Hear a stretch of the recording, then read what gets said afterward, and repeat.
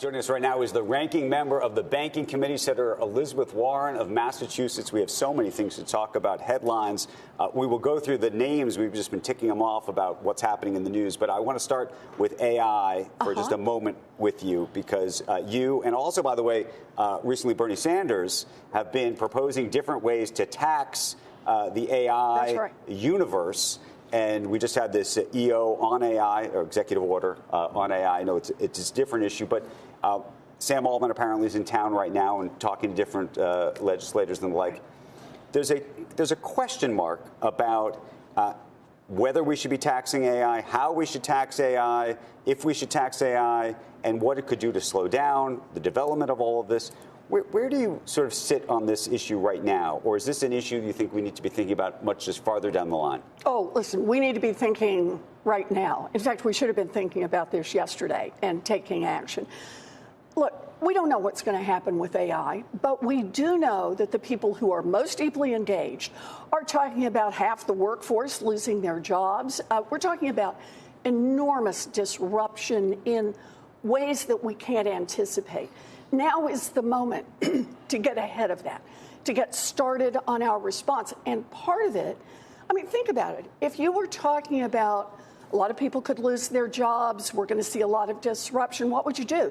Well, you might start by saying, let's make sure that those who are getting the profits from this are also helping cushion the disruption.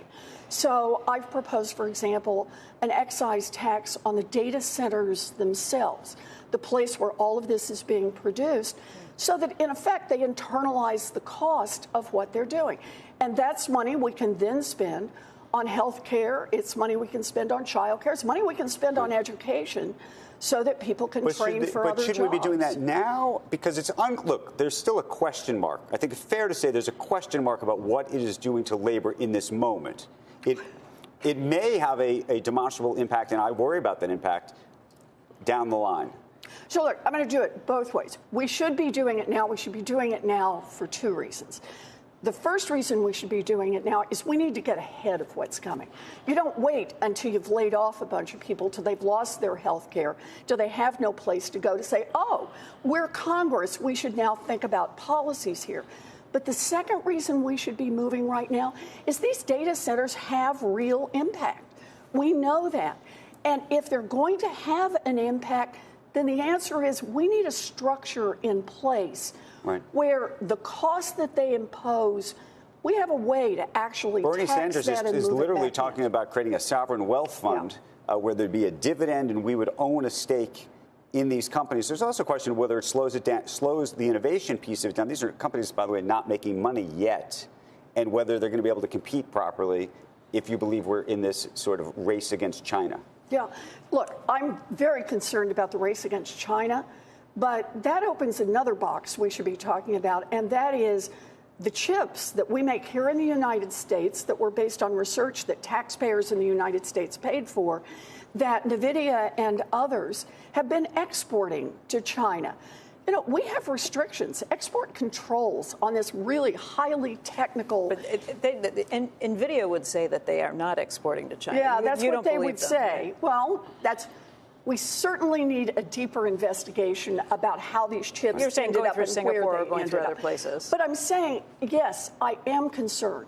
But I'm concerned right now directly with the fact that the Chinese, in effect, buy our stuff, and American companies make a profit doing that, but it certainly undermines our long-term security, particularly because the chips we've been talking about are not just chips to help the AI industry in general in China.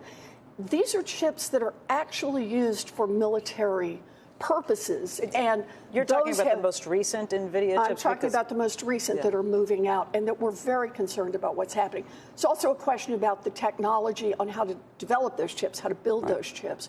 We need to keep that in the United States. Okay, let me pivot the conversation to a couple of other big headlines. Yeah. Bill Pulte, running national intelligence. Yeah. What do you think of that?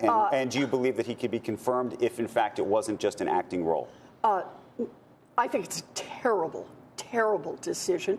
And no, I don't think he could get confirmed. I mean, that's just my own view on it. I sure wouldn't vote for him. But I think there are a lot of people in the United States Senate who would say someone who has demonstrated that he is willing to use personal information to weaponize it against the perceived enemies of the President of the United States. Someone like that should be in charge of the deepest secrets in the United States? I don't think so, and I don't think anybody's going to go for that. Okay, Todd Blanche. No. No? I mean, what about Todd Blanche? Well, the podcast this morning by the president says that he is the next AG. Oh, I hadn't heard this one yet. Oh, okay. So, yes. So he apparently is going to be nominated to be the next Attorney General. Look, and that would require confirmation. That's right. The guy who just cut the deal to say that the President of the United States will never have to answer for however he or anyone in his family may have cheated on taxes. The President of the United States gets the extra special deal that no other human being who walks the face of the earth gets. I don't think so. I think that's a pretty bad idea. Oh, and he's also the guy who helped negotiate the slush fund, because that was a real winner. The whole idea that the President of the United States should have $1.7 billion to hand out to his perceived supporters, I don't think so. I wasn't done with AI. Yeah, that's what I want to go back to. You want to go back to AI? I only want to go back to AI in this context, Senator. I'm torn because I agree that most disruptions in the past, I don't want to be a Luddite, and it's always led to, we don't have buggy whips. It's always been great what has happened. But I think we're sitting here listening, and we're just supposed to accept that blindly when the whole point of AI really is to do things that don't require a human to do it. And I think it's staring us in the face that this is going to be not the same as previous disruptions. And I think there could be really devastating to truckers, too. I mean, you just pick any industry, and you can find a way to do that. And I want to know how to do it without necessarily taxing it, which means less of it. Okay, I want to let it act however it wants to act, but at the same time, I want to worry about it. Is that what you're saying? Well, I'm saying that I want it to happen, but I don't see any other way than we're all going to be sitting around on UBI, on Universal Basic Income, look, playing video games. So part of the answer is we can't just let a handful of billionaires make all the decisions here.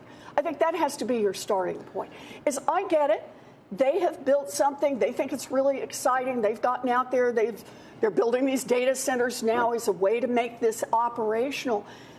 But the central question is going to be, are we here in Congress going to exercise any control over this? So what do you think of the executive order that the president? What do you think of the executive order that the president just put out about 30 days before you put it out, and it's voluntary? I'm sorry. Yeah.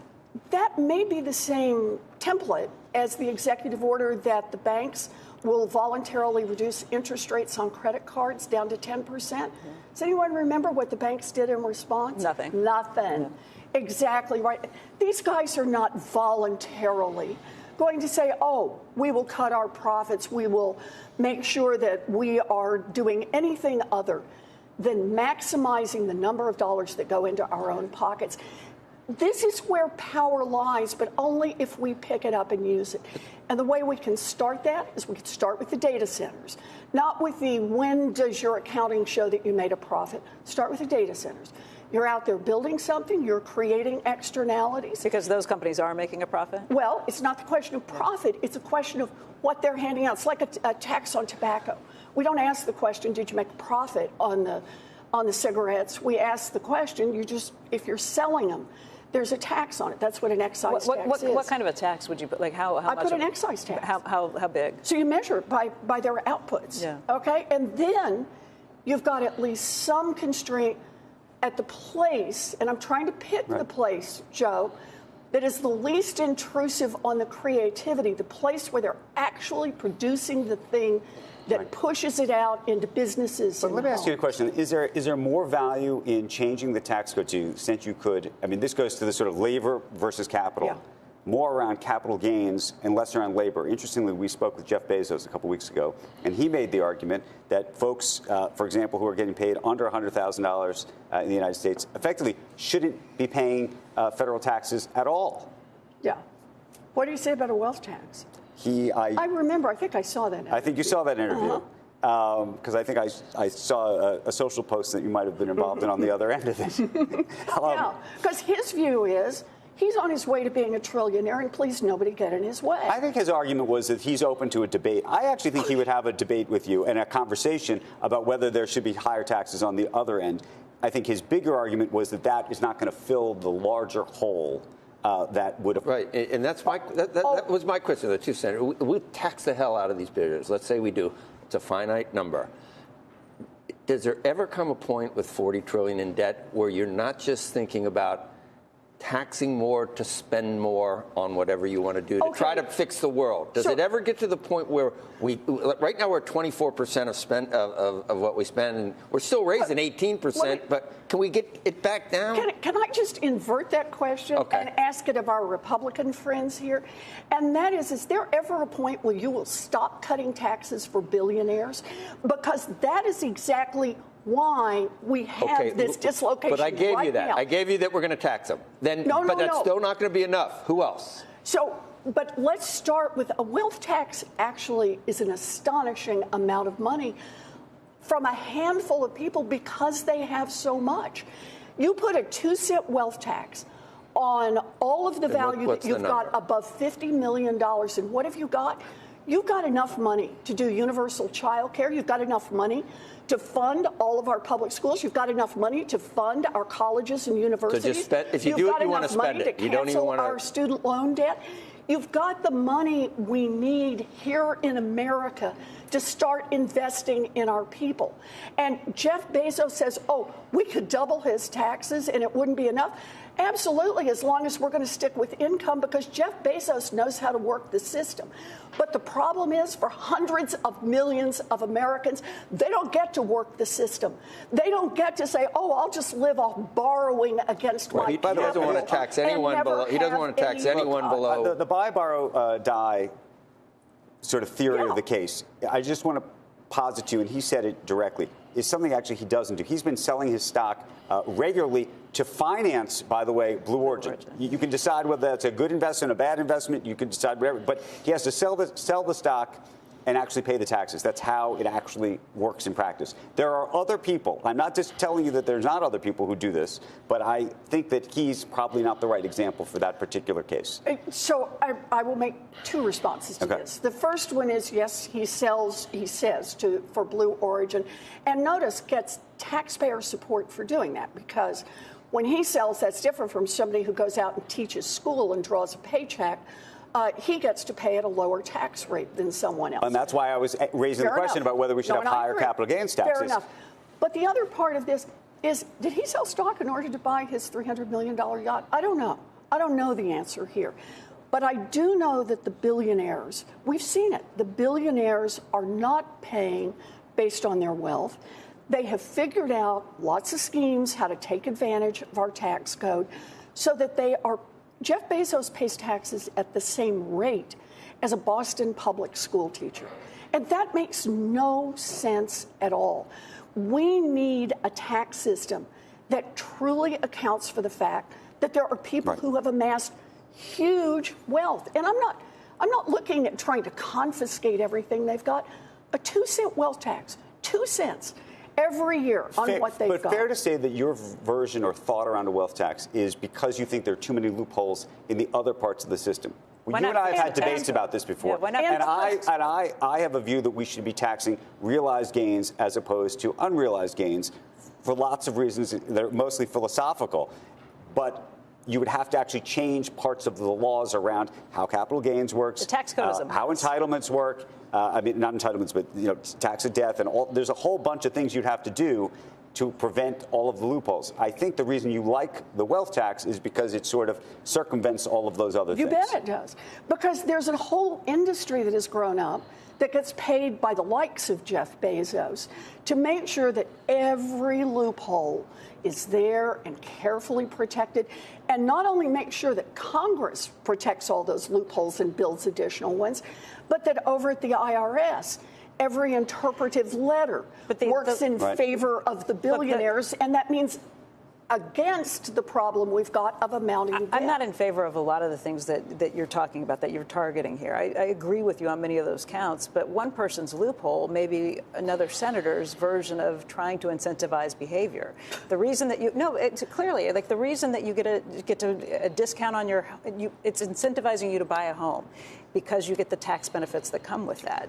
There are all sorts of behaviors that we incentivize. Senator, when you talk to people in the country, the same normal people you're always talking about, they see how much they're taxed now, and it might be, I don't know, 60% if you're at a certain level in New York, in New Jersey, that's what your total tax is. If you're a W-2 Bill Maher employee, the other day, case. and you see how the money is spent, and you see what's being uncovered now on how it's being spent, and the idea that this is still not enough, what the federal government is spending right now.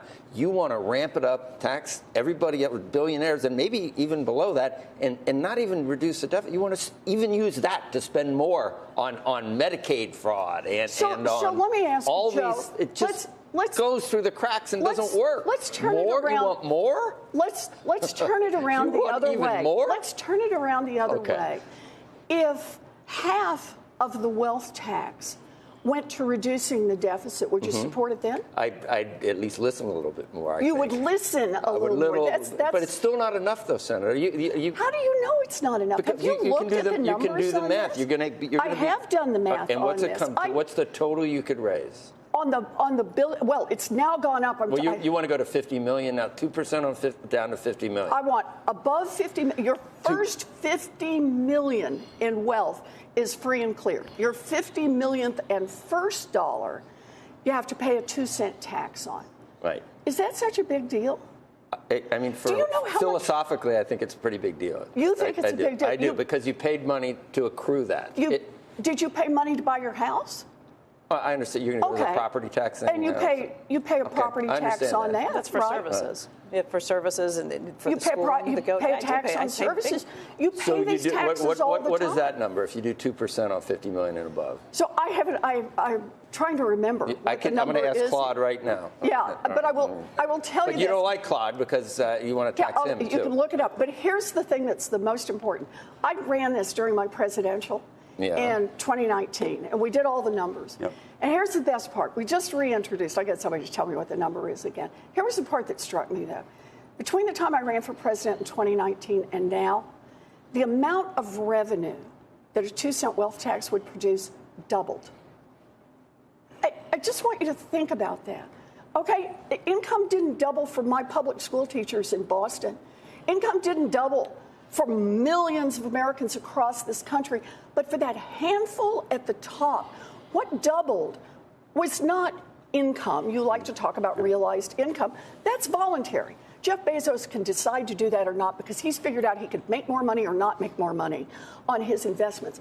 But what has doubled has been that accumulation of wealth, and I should add, power, up at the top. A 2-cent wealth tax just says, come on. Look what you've gotten in this country. How do you think you built that wealth? You built that wealth. Your hard work, 2 thumbs up. Your innovative ideas, 2 thumbs up. But you also built it using a workforce. All of us helped educate. You built it using roads and bridges. All of us helped build. You use it being protected by police and firefighters and army that all of us helped pay for. And all we're asking in return, 2 cents on that wealth so that we can help stabilize this country, so that we can invest in our people, so they have opportunities, and so that we can face something like an AI crisis with at least some cushioning for the American people.